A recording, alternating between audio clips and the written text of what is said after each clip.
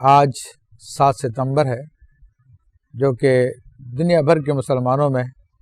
یوم تحفظ ختم نبوت کے نام سے جانا جاتا ہے اور منایا بھی جاتا ہے کہ یہ وہ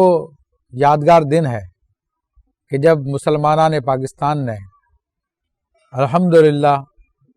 اسلام دشمن فرقے کو، جو کہ نبی کریم صلی اللہ تعالی علیہ وسلم کے ختم نبوت کا انکار کرتے ہیں اور آپ علیہ الصلوۃ والسلام کے بعد بھی نبی ہونے کے قائل ہیں،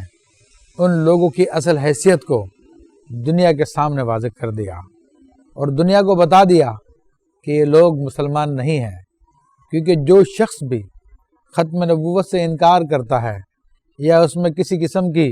غیر معقول تعویل کرتا جو قرآن و سنت کے خلاف ہے، تو وہ شخص خارج از اسلام ہے کہ اللہ تبارک و تعالی واضح لفظوں میں قرآن مجید فرقان حمید میں اعلان فرما چکا ہے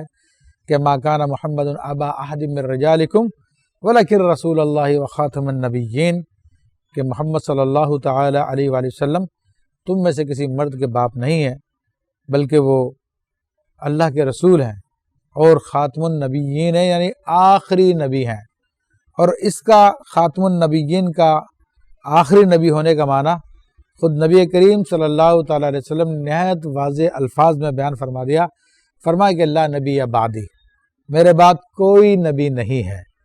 تو یہ بھی وضاحت کر دی سرکار دو عالم صلی اللہ علیہ وسلم نے۔ تو الحمدللہ مسلمانوں کا عقیدہ ہے کہ نبی کریم رؤوف الرحیم صلی اللہ تعالی علیہ وآلہ وسلم اللہ کے آخری نبی ہیں۔ آپ کے بعد کسی قسم کا نبی بھی ممکن نہیں ہے، نہ ذلی نہ بروزی، اور جو کوئی بھی اس قسم کا دعویٰ کرے معاذ اللہ کہ حضور علیہ الصلوۃ والسلام کی ختم نبوت کے بعد پھر اور کسی نبی کا قائل ہو